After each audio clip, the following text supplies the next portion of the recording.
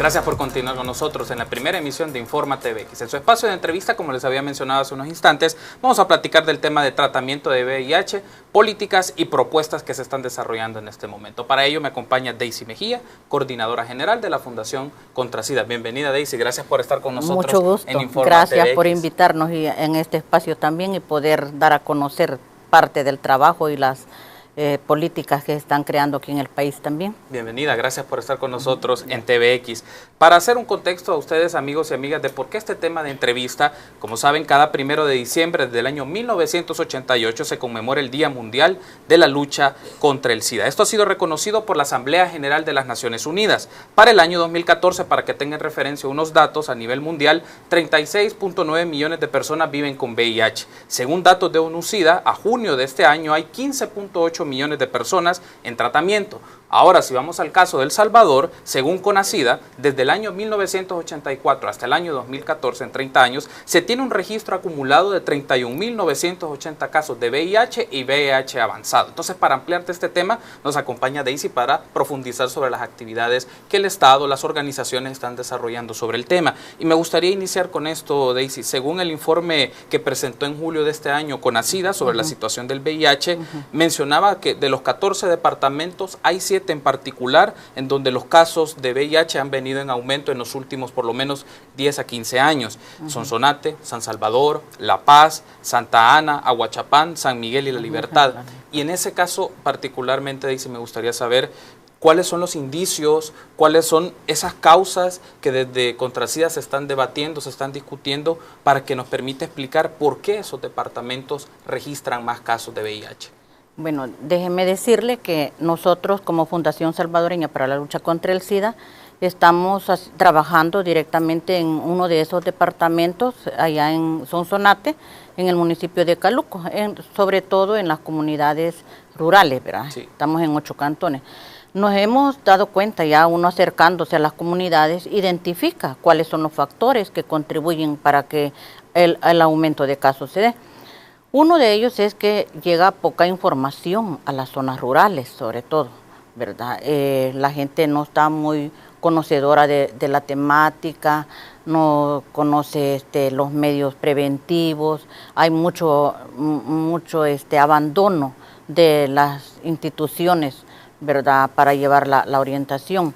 Déjeme decirle, a eso tiene que ver también el grado de escolaridad, ¿verdad?, de las personas, o también los medios de comunicación que no logra llegar hasta esos lugares, sí. Por una parte. Por el otro, pues no vamos a descartar que la mayor causa en todo el país es lo que ha sido nuestra cultura machista también, donde vemos pues que las mujeres, ¿verdad?, por decirlo así, siempre ha venido bajo ese régimen, ¿verdad?, de la violencia de género, ¿verdad? Y el hombre ahí muchas veces no queriendo aceptar las medidas preventivas. Nosotros pues en lo que es la parte de prevención siempre vamos orientando a adolescentes, jóvenes, a toda la población en general, dando a conocer, ¿verdad?, lo que es el VIH y cómo poder prevenirlo. Dentro de las medidas de prevención, pues nosotros siempre decimos a los jóvenes, ¿verdad?, lo que es la abstinencia, ¿verdad?, que es lo ideal. Bueno, entre las parejas, ¿verdad?, o casados o acompañados, decimos la fidelidad mutua. Pero eso muchas veces es difícil, ¿verdad?, por nuestra misma cultura. El hombre, entre más parejas, pues más hombre se dice, ¿verdad? Entonces viene y damos lo que es la otra medida preventiva, es la protección, ¿verdad?, el uso consistente y perfecto del condón. Entonces, pero en las zonas rurales eso es bastante difícil que en la pareja puedan usarlo, puedan hacer la cultura del uso del condón, ¿verdad? ¿Por qué? Bueno, hay muchos mitos sobre ello.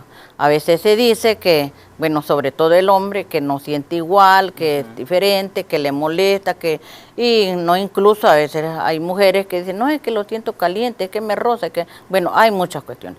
Lo que se sabe, pues, o decimos, depende, ¿verdad?, cómo es el uso. Muchas veces no es correcto, ¿verdad? Y otro son los mitos que se tienen, ¿verdad? Ya una vez la persona se va adaptando pues al uso y eso se va creando un hábito, ¿verdad?, cuando va a tener sus relaciones sexocoitales, y eso no implica ninguna molestia. Hay un asunto, dice, que me gustaría que profundicemos, usted lo mencionaba hace unos instantes, pero podemos verlo con más detalle. El Ministerio de Salud para el año 2014 registró 463 nuevos casos de VIH en mujeres en el país, y uno de los rangos que más se marcaba de edad era mujeres entre 35 y 39 años. Correcto. Pero también aparecía otro factor que creo que podríamos ampliar un poco más en esta discusión, Daisy, es el acceso a los servicios médicos y también el aspecto cultural por no hacerse la prueba para identificar si tienen VIH o no, algunos por miedo, otras personas porque sus parejas no les permiten hacerlo o por desconocimiento. Y podríamos hablar un poco las características en las zonas más rurales del país, considerando, me centro un poco más en el departamento de Sonsonate que usted mencionaba, y es con San Salvador, son los dos departamentos que en los últimos 6 o 7 años han tenido casos, mayor cantidad de casos de VIH y VIH avanzado. Entonces, me gustaría que hablemos esto de los servicios que hay disponibles, la atención, o no hay en este caso, y particularmente los patrones culturales que permiten o que en este caso obstaculizan para que la gente pueda hacer la prueba o conocer que tiene la enfermedad. Déjeme decir que en cuanto a la atención a las personas con VIH ha mejorado estos últimos años. Nosotros pues tenemos ya 22 años de estar trabajando como Fundación contra SIDA, y en aquellos tiempos sí no había ni tratamiento aquí en el país. ONG, solo habían 2 ONG trabajando, ¿verdad?, que era la Fundación Fundacida y nosotras. Pero ahora hay bastantes instituciones, ONG, trabajando en lo que es la prevención. Y a nivel de Ministerio de Salud, lo que es la atención médica, eso sí ha mejorado grandemente, podemos decirlo. Ahora hay medicamentos para las personas. No obstante, que dificulta muchas veces para que los usuarios asistan o sean fidedignos a sus consultas en los centros hospitalarios. Algunas veces es la distancia, otras veces el sistema económico de la familia, sobre todo en las zonas rurales que nosotros vemos, palpamos, ¿verdad?, cerca de la gente. Y dice, bueno, sí, tengo que ir al hospital, pero tengo que pagar tanto para transporte, y a veces la gente no tiene ni para comer, ni mucho menos para movilizarse. Entonces, no, ¿verdad?, teniendo la conciencia todavía del daño que le afecta para poder ir a traer sus medicamentos o dejarlos de tomar. Entonces, la gente prefiere comprar el $1 de tortilla que va a comer con sus hijos que ir a traer los medicamentos. Ahora, pues, se puede decir que el con el Fondo Global, con la subvención del Fondo Global, varias ONG y coordinado con el Ministerio de Salud, se ha creado una estrategia de ir hasta los propios hogares de los usuarios, ¿verdad? Claro, no voy a decirles que se está cubriendo a todas las personas que ya están viviendo con el problema del VIH, pero sí se está trabajando mucho nosotros en esa área de buscar a las personas que han abandonado su tratamiento de medicamentos. Estamos trabajando en 3 hospitales también. Estamos en Aguachapán, en Santa Ana y en el hospital de Soyapango. Hasta la fecha, nosotros llevamos más de 200 personas que se ha logrado, ¿verdad?, identificarlas, contactarlas y reinsertarlas nuevamente a su tratamiento de acuerdo al hospital donde le corresponde ir.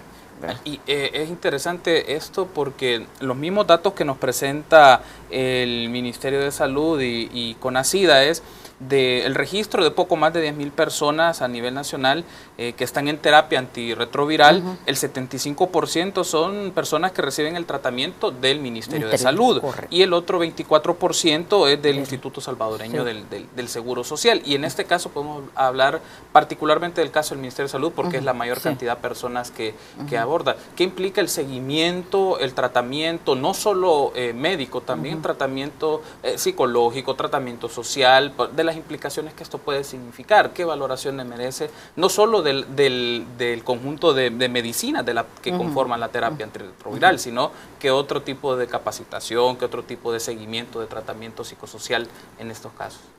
Bueno, decirle que brindar un tratamiento integral a una persona con VIH, eso requiere un costo bastante alto económico. Sí. Y que el país, ¿verdad? Vamos a ser sinceros, el país no tiene la capacidad, ¿verdad?, de poder brindar una atención totalmente integral como debe de ser, pero que sí se está haciendo. Han habido bastantes avances y se está tratando de brindar una mejor atención hoy en día, ¿verdad? Podría decir yo, las consultas médicas, atención psicológica, los grupos de apoyo, donde en cada hospital, ¿verdad?, hay grupos de apoyo donde a estas personas se les va desarrollando temáticas para su mismo autocuido, ¿verdad? Ayudando también para que se pueda, como dijera, ayudar en aquellos momentos de crisis, de depresión, ¿verdad? Porque la persona con VIH muchas veces, bueno, tiene altos y bajos, como decimos, y no es solo el medicamento el que le va a ayudar a sentirse bien de su salud, sino que allí juegan muchos factores. Tiene que ver su alimentación, tiene que ver el apoyo de la familia, de la comunidad o de su localidad, ¿verdad? Si no vive discriminación en su colonia, en su barrio, ¿verdad? Porque todo eso le afecta a la salud a la persona, ¿verdad? No obstante, bueno, aquellas mujeres también que en su mayoría son mujeres ya viudas o solteras y que están a cargo de toda una familia, de sus hijos, y muchas veces cargando todavía con papá o con mamá, si son las hijas que quedaron al cuidado de esa familia, ¿verdad? Entonces, para ellos es mucho más difícil. Entonces, es cierto, solo el medicamento no va a ayudar a mantener en total buen estado de salud a la persona. Allí tienen otros factores, ¿verdad? Una persona con VIH también se le hace difícil encontrar un empleo, ¿verdad? Aunque tengamos una ley, ¿verdad?, que se dice que no hay que pedir la prueba del examen de VIH, pero hay empresas que todavía lo están haciendo. Y me gustaría decir que tenemos que hacer una pausa, pero regresando tras la publicidad, que hablemos justamente de eso, de la reivindicación de los derechos que tiene la población con VIH. Y también hablemos un poco de los mecanismos de articulación entre instituciones públicas, privadas y organizaciones para desarrollar programas de educación sexual, atención, salud integral para el caso del VIH, si le parece. Gracias. Vamos a hacer una breve pausa, amigos y amigas, pero regresamos al segundo bloque de entrevista. Volvemos en unos instantes.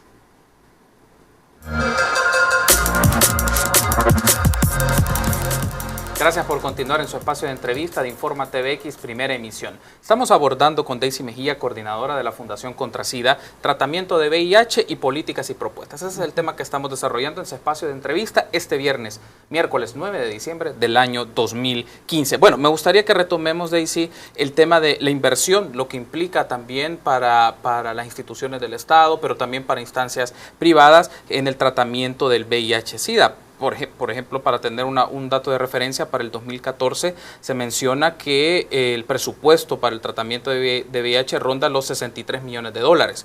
En el 2008 era 41 millones. Estamos hablando de que se ha incrementado casi 20 millones de dólares este tratamiento. Entonces, me gustaría que hablemos de eso, lo que implica la inversión y que no solo se materializa en el acceso a los medicamentos, tener personal preparado para la atención, poner a disposición servicios de atención médica, desplazamiento, para que la gente pueda tener la cobertura con la mayor posibilidad.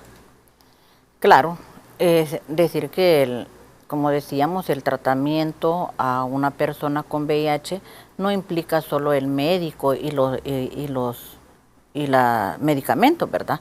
No, se necesita, bueno, se tiene, ¿verdad? En los centros hospitalarios o en las clínicas, ¿verdad? Donde se está dando el tratamiento a las personas con VIH, un equipo multidisciplinario, ¿verdad? Allí se tiene, pues, la médica o médico, las psicólogas, la trabajadora social, bueno, porque en los casos donde se identifica que el usuario ya no llegó a traer su tratamiento, hay que buscarlo. Sí. Entonces, y en esa es la parte donde decíamos que estábamos colaborando muchas ONG con este proyecto nuevo de la subvención del Fondo Mundial también, ¿verdad? Ir a buscar, a rescatar a esa gente que ha abandonado su terapia. Eso es solo el Ministerio de Salud. Las ONG, somos varias ONG trabajando, muchas ONG ahora en día, trabajando en el acompañamiento y prevención de VIH. Entonces, ¿qué implica? Nosotros, le hablaría de ContraSida, ¿qué hacemos nosotros como ContraSida?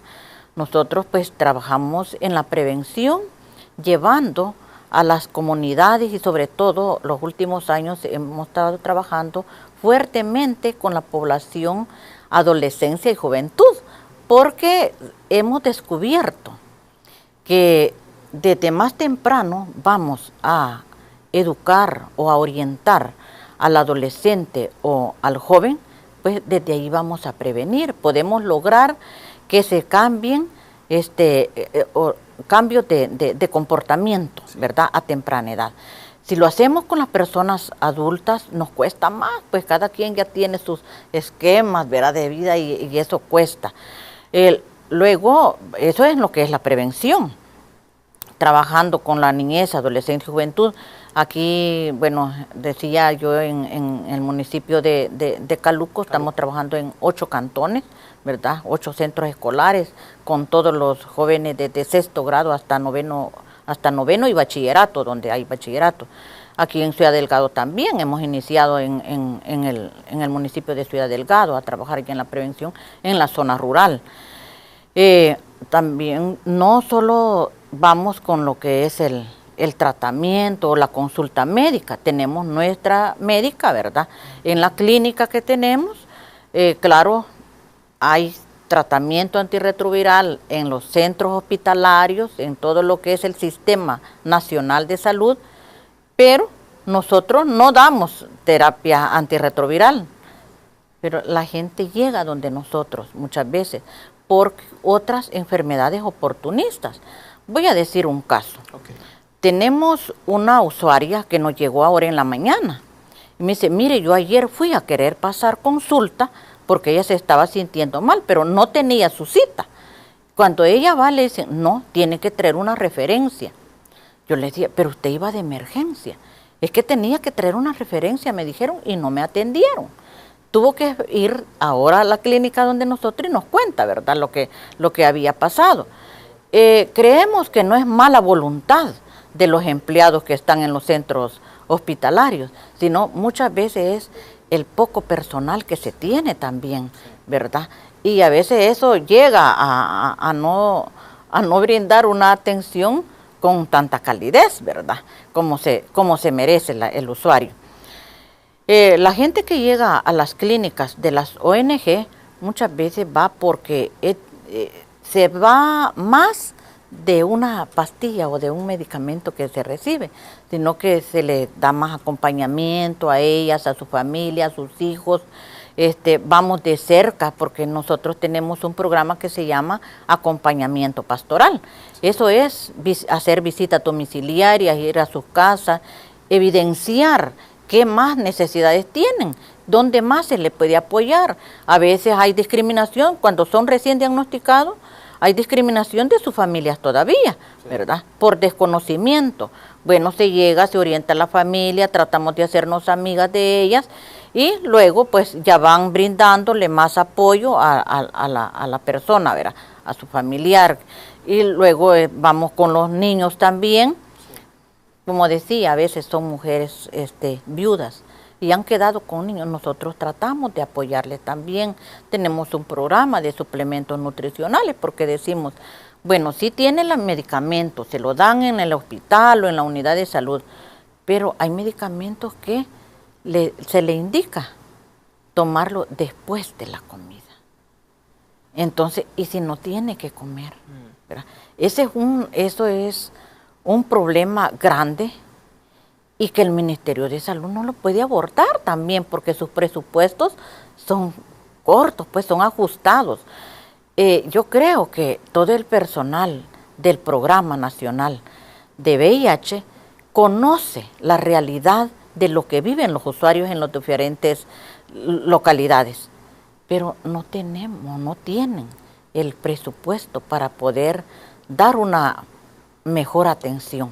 Y respecto a eso, me gustaría que podamos poner en perspectiva a nuestros amigos y amigas que nos están sintonizando en este momento, ¿cuál puede ser la estrategia para articular el trabajo que realizan diversas organizaciones desde el sector de la sociedad civil? Está el Ministerio de Salud en el espacio público, el Seguro Social pues con los afiliados, los derechohabientes de ese régimen, pero hay agencias internacionales que también patrocinan proyectos, apoyan, brindan asistencia. ¿Cómo articular, cómo trabajar de manera mucho más ajustada, ¿no? Y poder tocar no solo particularmente la situación de VIH, porque usted muy bien describe que estas personas tienen otras situaciones problemáticas en sus entornos de vida, de violencia, de discriminación, de falta de alimentación, si estamos hablando de otros problemas. Entonces, ¿cómo se puede articular ese trabajo para mejorar la calidad de vida y las condiciones de vida de la población con VIH? Consideramos, bueno, como Contrasida, ¿verdad? Sí. Nosotros consideramos que se están haciendo muchas, creo, gestiones, buscando muchas estrategias, ¿verdad? El ministerio no trabaja aislado, igual que las ONG tampoco, trabajamos en coordinación, ¿verdad? Hay proyectos en los hay que trabajan en proyectos, conjunto. correcto. Okay. ¿Verdad? Cuando yo hablaba que estamos trabajando en los 3 hospitales nacionales también ayudando a rescatar gente que ha abandonado la terapia, eso es en coordinación con la subvención, por la subvención del Fondo Mundial, ¿verdad? Hay un subreceptor principal y eso es, como decirle, administrado, ¿verdad? Por un representante del país y el Ministerio de Salud, ¿verdad? Sí. Entonces, nosotros que vamos, las ONG, somos los que estamos con el receptor principal, que es el Plan Internacional, quien está administrando, ¿verdad? Entonces, en los diferentes programas, entre nosotros estamos dentro de uno de ellos, que es el programa de cuidado y tratamiento, que es lo que estamos haciendo ahora, trayendo a esa gente que ha abandonado la terapia. Entonces, ese es un trabajo coordinado. No lo hacemos sola, vamos a los centros hospitalarios. Allá tenemos que coordinar con los equipos multidisciplinarios, con la médica encargada o médico encargado del programa de dicho hospital. Luego con la trabajadora social, con la psicóloga, ¿verdad? Tenemos que interactuar con todo el equipo multidisciplinario, porque nosotros llegamos, ¿verdad? Y a veces desconocemos dónde vive la persona. Sí. Entonces tenemos que ir, ¿verdad? A comunicarnos, a pedir información también ahí, acompañado con alguien del hospital. A veces hay un promotor también que acompaña, algunas veces a hacer las visitas domiciliarias también, o en algunos casos la trabajadora social. Entre otros, pues, nos ayudan a contactarlo y vamos nosotros solos, ¿verdad? Uno de los, estamos cerrando la entrevista, y sí, pero me gustaría, no quiero pasar por alto, tener su apreciación sobre este punto. Uno de los temas que se discute para la prevención del VIH, sobre todo en poblaciones juveniles, niñez, adolescencia, es el tema de la educación sexual. Pero ahí entra un aspecto cultural, todavía es un tema tabú en partes o en expresiones de la sociedad salvadoreña, porque hay expresiones conservadoras, hay que decirlo con total franqueza, pero desde Contrasida, Daisy, ¿Cómo están pensando desarrollar una estrategia, una campaña de educación, de sensibilización que pueda romper estos esquemas conservadores, patriarcales, que están en la sociedad salvadoreña y que limitan el conocimiento del cuerpo, de la educación sexual, y cómo esto puede ser en beneficio de su salud y su desarrollo como persona? Déjeme decirle, quizás me faltó eso, haber identificado antes a Contrasida. Nosotros somos una institución con principios basados en el cristianismo, sí, ¿verdad? Y pero eso nos ayuda y nos limita realmente, ¿verdad? Nos ayuda muchas veces para poder llegar a aquellos lugares, como decimos, personas de las iglesias, autoridades de las iglesias o de las parroquias, ¿verdad? Vamos buscando trabajar, voy a hablar de nuestra iglesia católica, ¿verdad? Que es muy conservadora también y que se cree que a veces hablar del medio preventivo del condón no debemos decirlo. Es una realidad que tenemos en el país, el VIH. Sí. No podemos esconderlo. Entonces, no podemos decir que el uso del condón es un pecado. ¿Ah? Yo muchas veces cuando me he encontrado con gente así, con bastantes arraigados, ¿verdad?, a esas costumbres o creencias, entonces yo pregunto, si Jesucristo viniera en este momento y diríamos, mire, ¿qué es más pecado? ¿Ver morir a la gente de VIH? ¿O que yo le ofrezca un condón? ¿O decirle, mire, usted puede usar un condón para prevenir morir de VIH? ¿Cristo nos condenaría por eso? Si estoy tratando de salvar vidas. Entonces creo que eso es lo que nos falta a muchos y a muchas que creemos hablar de Dios. Pero si vamos a hablar del tema de VIH, tenemos que hablar de la prevención, ¿verdad?, de los medios preventivos para poder salvar vidas. Y si Dios es un Dios de vida, pues entonces nosotros tenemos que ayudar a salvar vidas.